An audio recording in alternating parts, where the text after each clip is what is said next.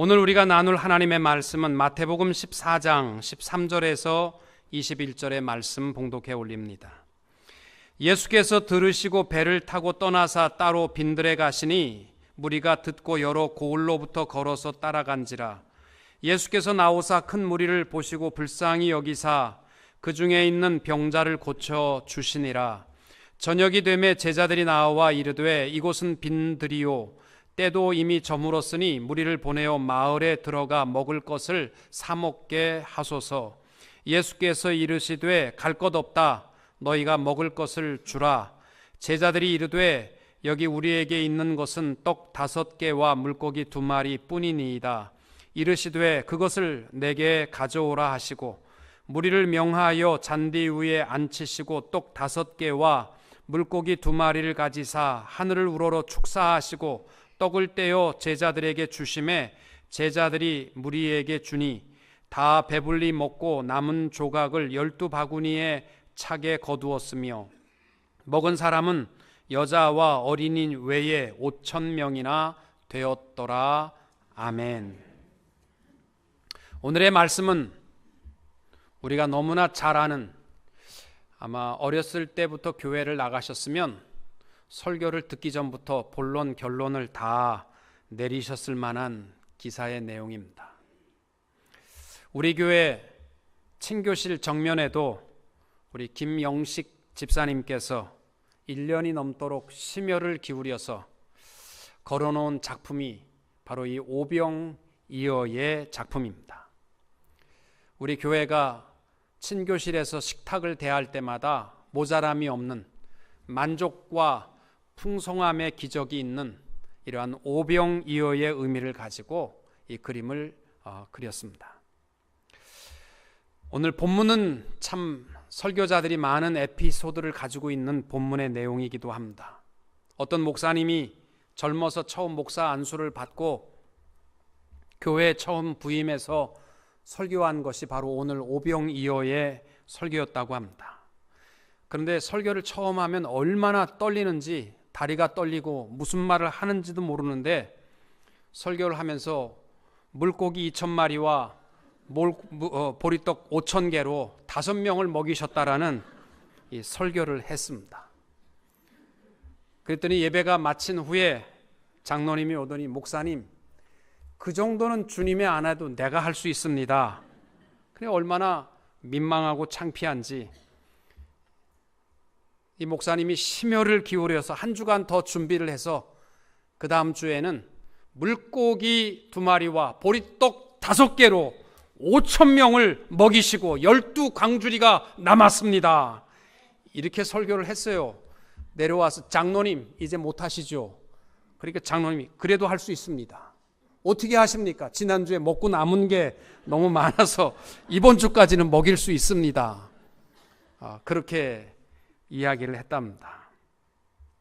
또 이 본문의 설교는요, 밤새도록 설교할 수 있는 것이 본문이라고 합니다. 예수님께서 축사하시고 제자들에게 떡과 물고기를 주셨는데 제자들이 나누어 주고 있습니다. 지금도 나누어 주고 있습니다. 밤새도록 나누어 주고 있습니다. 그러면 계속 나누어 주면 밤도 샐 수 있는 것이 이 본문의 설교라고 합니다. 제가 알고 있는 분은 실제로 1973년도 고등학생 때 나도 예수를 좀 믿어봐야 되겠다. 그리고 교회를 나갔습니다. 그러면 목사님이 설교 시간에 착하게 살라, 뭐 거짓말 하지 말라, 이렇게 도덕적인 이야기나 아니면 마음의 평안을 주는 설교를 할 줄 알았는데, 아니 물고기 2마리와 보리떡 5개로 5,000명을 먹이고 12광주리가 남았다. 세상에 새빨간 거짓말을 하는데 온 교우들이 아멘, 아멘 하니까 이게 정신병자들이다. 세상에 있을 수도 없는 일을 이 사람들이 어떻게 이렇게 아멘 하냐. 교회 나는 못 나가겠다. 그래서 교회를 떠난 지가 18년. 그래서 1991년도에 친구의 권유로 다시 그리스도를 영접하기로 하고 목사님을 집으로 초대를 했습니다. 그 가정을 위해서 해필 설교하시는 것이 오병이었답니다. 아니 그 아픈 말씀을 왜 또 하시나? 그런데 다른 점이 딱 하나 있는데 자기가 믿어졌다는 겁니다. 오병이어로 5,000명을 먹이셨다는 게 믿어졌다. 여러분, 이것은 하나님의 큰 축복인 줄로 믿습니다. 이 오병이어의 사건 속에서 오늘 제가 중요하게 다루고자 하는 것은 두 단어입니다. 15절에 나와 있는 빈들이라는 단어와 18절에 보면 그것을 내게로 가져오라 하시는 주님의 음성입니다. 왜냐하면 마지막 이 시대에 우리가 살아가고 있는 현실은 마치 빈들과 같은 삭막한 시대이고, 또 이 시대에도 모든 문제를 해결할 수 있는 비결은 딱 하나밖에 없습니다. 예수님께 가져옴에 모든 문제 해결의 비결이 있기 때문입니다. 여러분, 벳세다 광야의 많은 무리들이 영적인 갈증과 또 병듦과 아픔을 해결하기 위해서 주님을 찾아왔는데 밤이 늦어서, 저녁이 늦어서 배가 고픈 문제가 있습니다. 이러한 문제들, 방황하고 메마른 이 모습이 어쩌면 2000년 전의 문제가 아니라 오늘날 우리들의 문제입니다. 젊은 사람들이 낮인지 밤인지 구분하지 못하고 방황하고 있고, 가장들이 사회 타락한 생활 속에 방황하고 있고, 주부들이 어찌할 바를 모르고 방황하고 있는 이 시대에 우리의 이 메마른 빈들과 같은 세상에 모든 문제의 해결은 주께 있습니다. 제가 지난주에 사업하시는 분들의 사업처를 방문해 보았습니다. 제가 볼 때에도 작년보다는 훨씬 더 거칠어진 세상입니다. 참 힘들고 광야와도 같은 고달픈 삶의 현장에서 애쓰며 살아가십니다. 여러분, 올해도요, 뻔한 것은 참으로 힘들고 어려운 문제가 많이 있습니다. 이 모든 메마른 빈들과 같은 우리의 삶의 현실 속에 모든 문제의 해결은요, 딱 하나밖에 없습니다. 내게로 가져오라. 주님 앞에 가져옴으로 참된 오병이어의 축복을 누리는 성도님들이 되시기를 축복합니다. 세계적인 음악가였던 하이든이라는 사람은요, 아름다운 신앙을 가지신 분이고 또 생활의 향기를 보이셨던 분입니다. 하루는 많은 음악가들과 함께 만찬을 나누면서 혹시 당신 작곡 활동을 하면서 악상이 떠오르지 않았는데 음악은 나와야 되겠고 이렇게 애를 먹을 때 힘들고 지치고 어려울 때 어떻게 문제를 해결하십니까? 이렇게 많은 음악가들이 물었더니 이 하이든이 대담한 말이 뭐냐면, 나는 그 문제를 가지고 골방으로 들어가서 해결합니다. 일이 지쳤을 때나 고민과 고통이 시작되면 나는 골방으로 들어갑니다. 그리고 그 방에서 나올 때에는 작은 빛을 들고 나옵니다. 하이든은요, 모든 문제를 주님 앞에 엎드려서 해결했다는 것입니다. 요한복음 14장 1절 말씀처럼 너희는 마음에 근심하지 말라. 하나님을 믿으니 또 나를 믿으라. 아멘. 여러분, 메마른 광야와 같은 오늘의 삶입니다. 여전히 고민하고 여전히 방황하고 근심하는 한 해가 되지 마시고 모든 문제를 예수님께 가져옴으로 승리하고 해결받고 풍성한 오병이어의 축복을 누리게 되시기를 바랍니다. 저는 그래요. 오병이어의 사건을 보시면서 2000년 전에 벳세다 광야인지 벳박의 광야인지 모르지만 거기서 있었던 사건이었었다, 이것으로 끝난다면 여러분 본문을 잘못 보신 겁니다. 오늘날도 똑같은 빈들입니다. 이 황량한 현실의 삶 속에서 내 모든 문제를 주님 앞에 가져옴으로 오병이어의 사건이 2000년 전의 사건이 아니라 오늘날 내 삶 속에 풍요로움으로 나타나는 복된 성도님들의 삶이 되시기를 주님의 이름으로 축원합니다. 첫 번째로 모든 문제 해결의 비결은 예수님께 가져옴에 있습니다. 어떤 고민도 계산도 할 필요 없습니다. 문제가 있을 때마다 하나님 앞에 이 자리에 나와서 엎드리게 되시기를 축복합니다. 사람 찾아다니면서, 저는 그래요. 교회 모든 문제에 대해서요, 사람 찾아가서 해결되는 거 없어요. 하나님 앞에 엎드리면 하나님께서 역사하여 주실 줄로 믿습니다. 요한복음의 기자는 본문의 기사를 다루면서 너희가 먹을 것을 주어라 그랬더니 제자 빌립이 하는 말이 뭐냐면, 예수님, 이 많은 사람을 먹이려면 적어도 한 조각씩만 빵이 돌아가도 200데나리온의 돈이 필요합니다. 이 데나리온은 노동자의 하루 품삯, 오늘날로 말하면 100불 정도 되는 거예요. 그러니까 빌립의 생각에는 떡을 한 조각씩만 돌린다 할지라도 약 2만 불의 돌이 필요합니다. 이렇게 계산하면서 불가능한 얘기 하지 마십시오, 이렇게 대답한 거예요. 여러분, 계산에 앞서서 주님 앞에 가져오십시오. 그러면 주님께서 해결해 주실 줄로 믿습니다. 로켓을 타고 달나라에 다녀오신 분이 있습니다. 몇 년 전에 한국에 오셔서 신앙을 간증하신 분, 어윈이라는 대령입니다.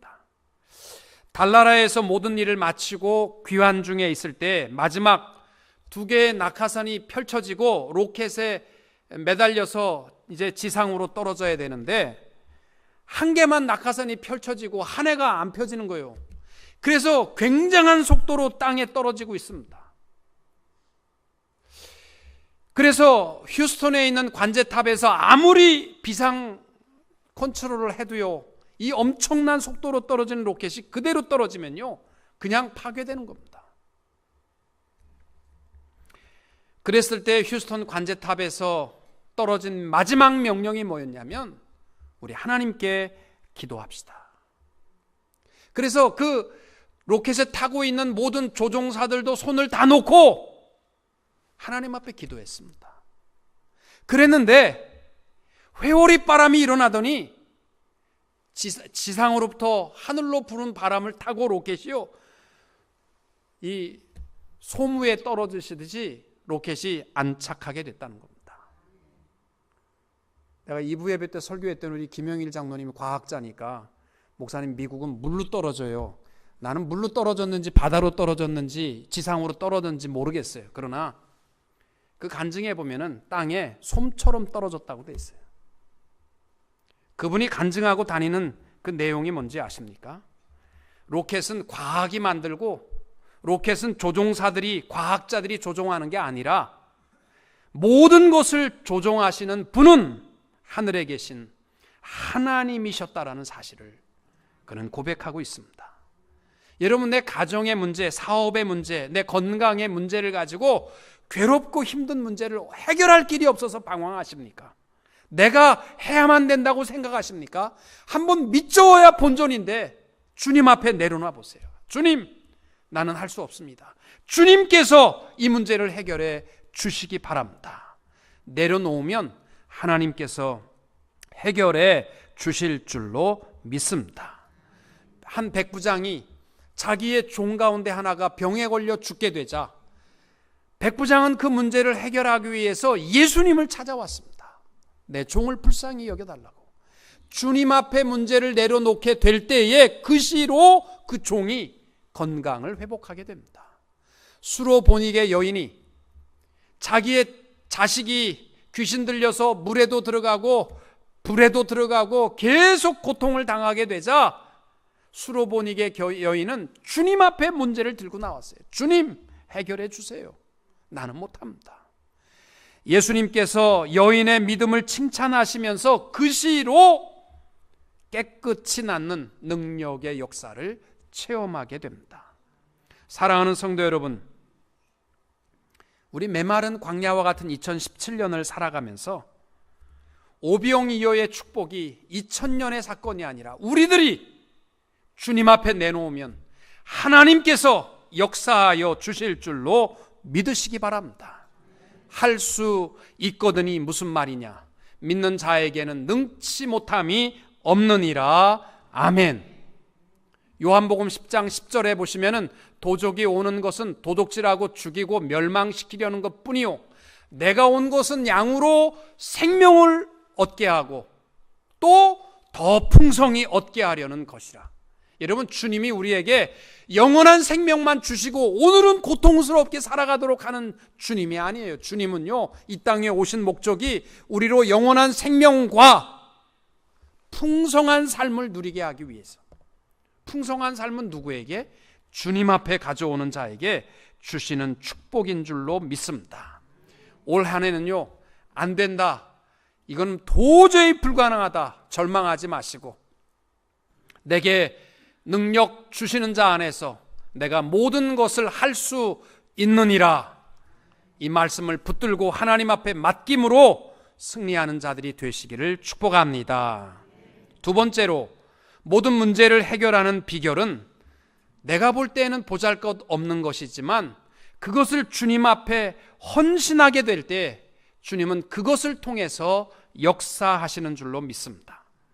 소년이 예수님께 가져온 것은 오병이요, 정말 아주 가난한 사람이 먹는 보잘것없는 도시락 하나입니다. 그런데 안드레는 빌립과 달리 우리 눈에 볼 때에는 별 볼 일 없이 보이지만 이것이 예수님 손에 붙들리면 놀라운 역사를 이룰 수 있다는 사실을 믿었기 때문에 안드레는 보잘것없는 것이지만 주님, 여기 있습니다. 5,000명을 먹이고 남는 것은 난 모르지만 주님 손에 붙들리면 이것이 귀하게 쓰일 줄로 믿습니다.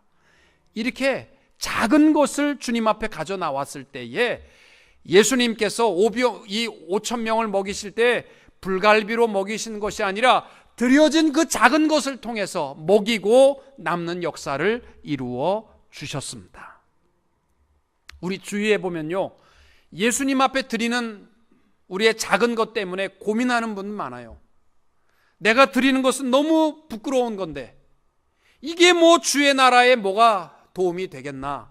마치 과부의 2렙돈을 드릴 때에 이게 뭐 다른 사람은 100만 불씩 50만 불씩 헌금한다는데 나는 이거 뭐 20전 드려야 무슨 소용이 있겠나. 아니요, 주님이 우리를 풍요롭게 하는 축복은요, 나의 드리는 이 작은 것을 통해서 역사하여 주시는 줄로 믿습니다.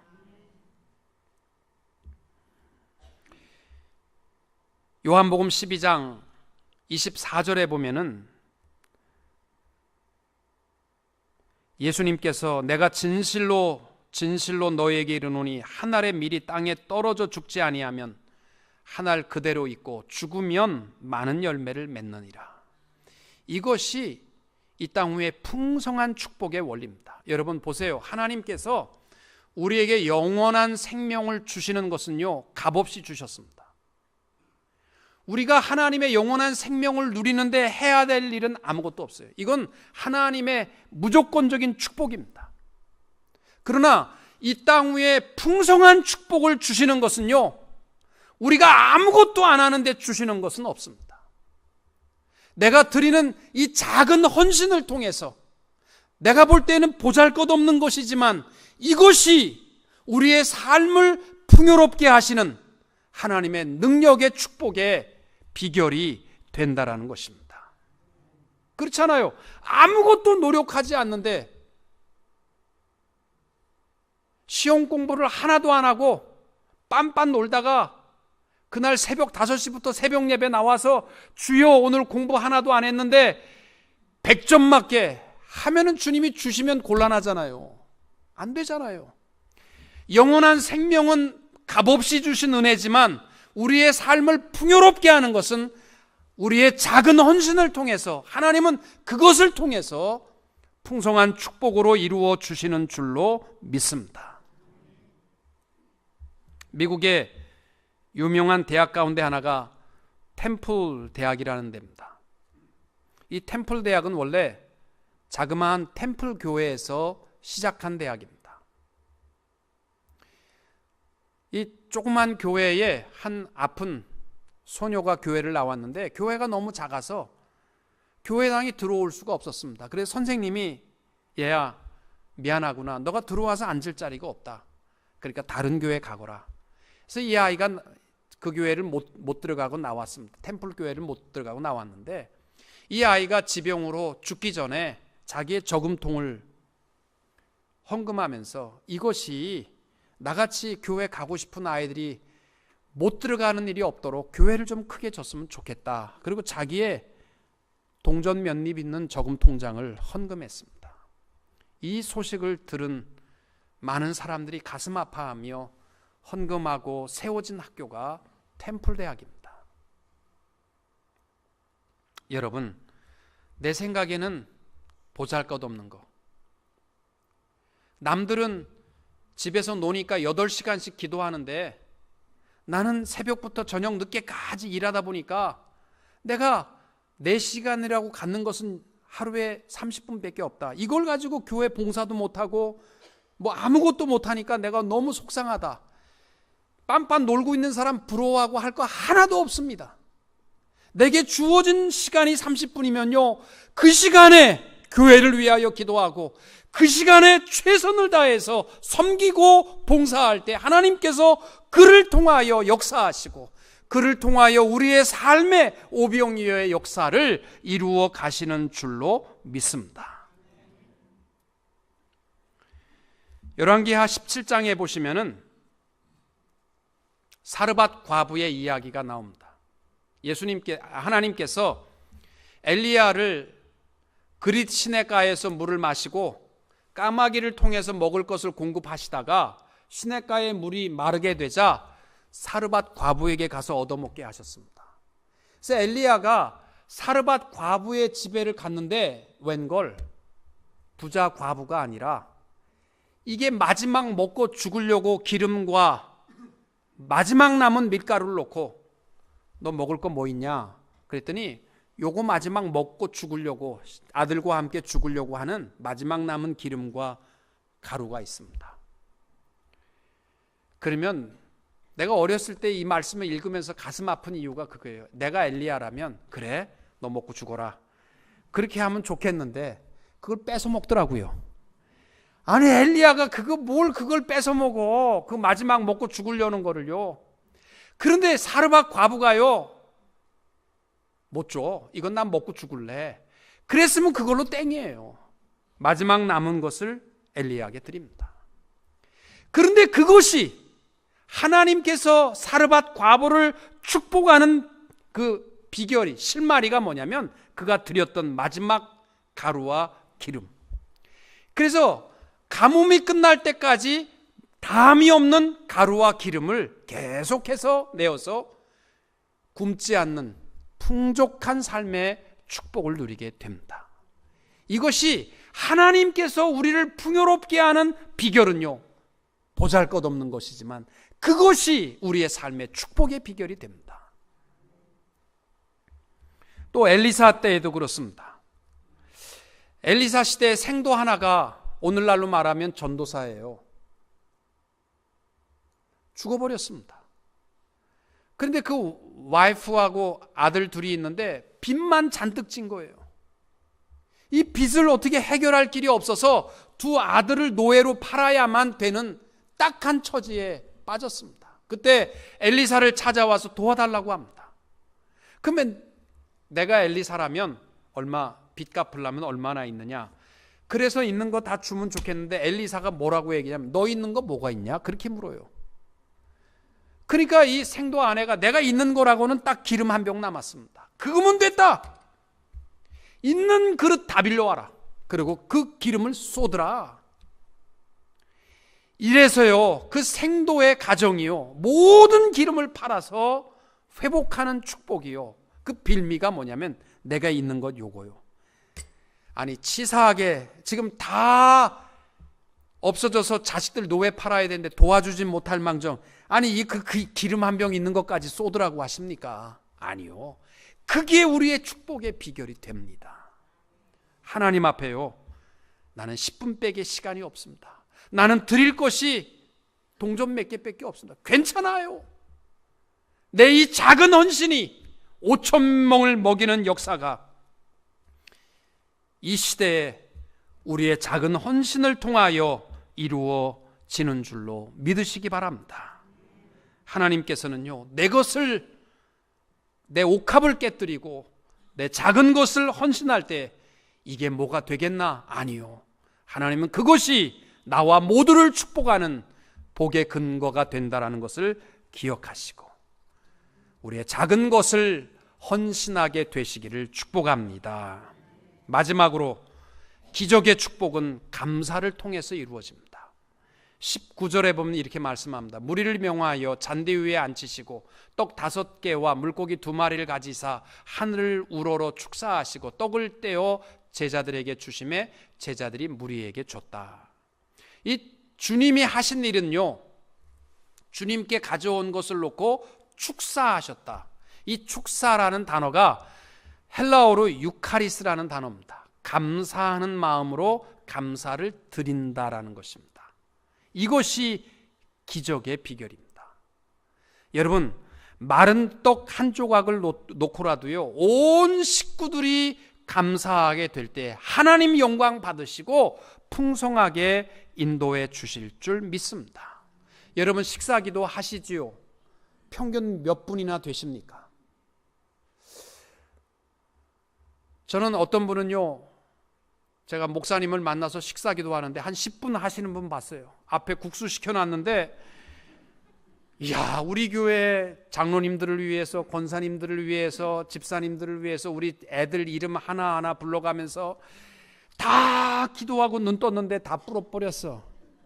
근데 저는 그분의 그 심성, 간절히 원하는 마음을 알기 때문에 이 국수 한 그릇의 축복이 뭐 필요합니까? 하나님 진짜 감사합니다. 그래서 감사하면서 불은 국수 먹었습니다. 근데 어떤 목사님은 제가 만났더니요, 기도가 간단합니다. 제일 짧은 기도가요, 유명하신 목사님인데, 하나님 감사합니다. 예수님의 이름으로 기도합니다. 그런데요, 내 마음이 찡하더라고요.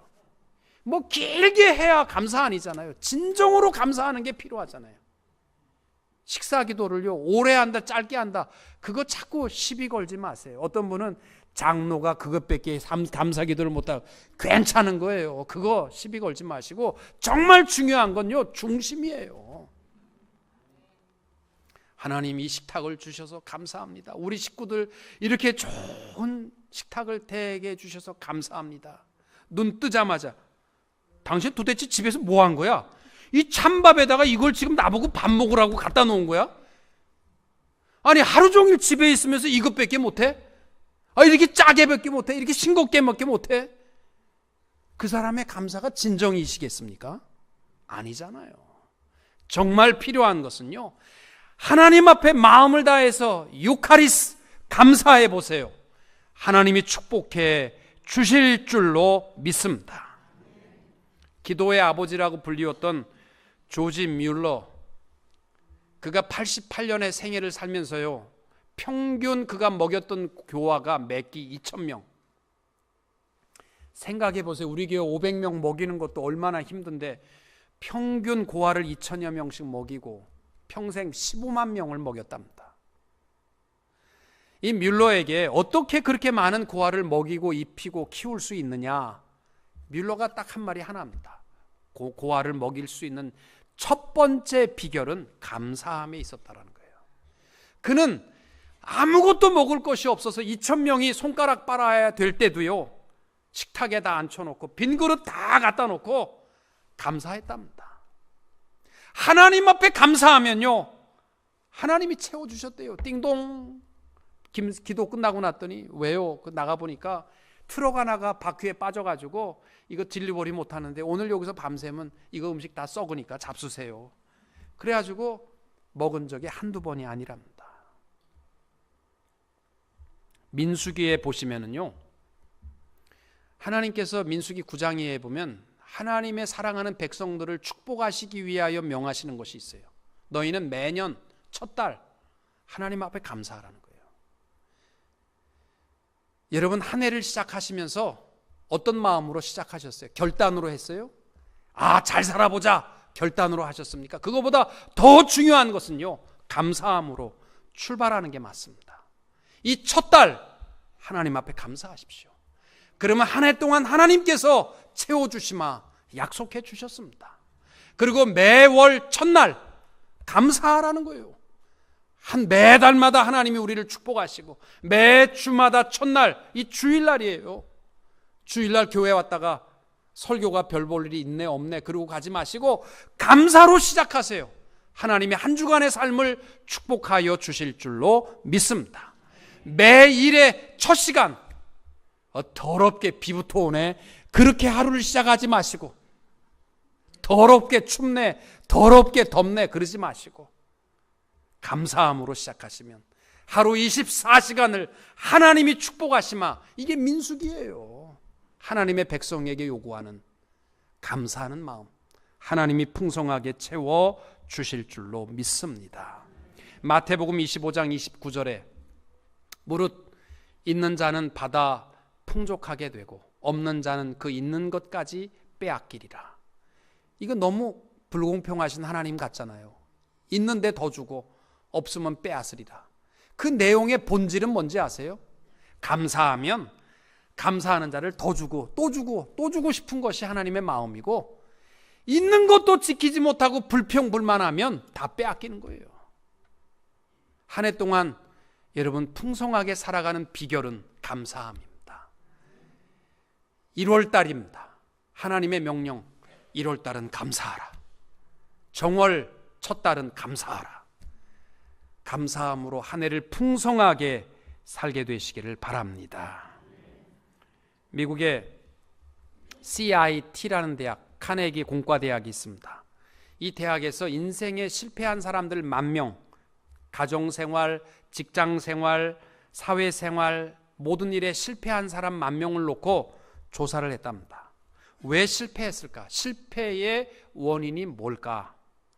연구하기 전에는 모든 사람들의 개념 속에는요, 아마도 기술이 부족하거나 무능하거나 능력이 조금 모자라서 실패했을 것이다, 이렇게 생각하고 조사를 했는데 전혀 의외의 결과가 나왔어요. 실패한 사람들이요, 정말 능력이 모자라서 실패한 사람은 15%였고요 나머지 85%가 뭐냐면 인간관계에서 실패해서 모든 인생이 실패했다는 겁니다.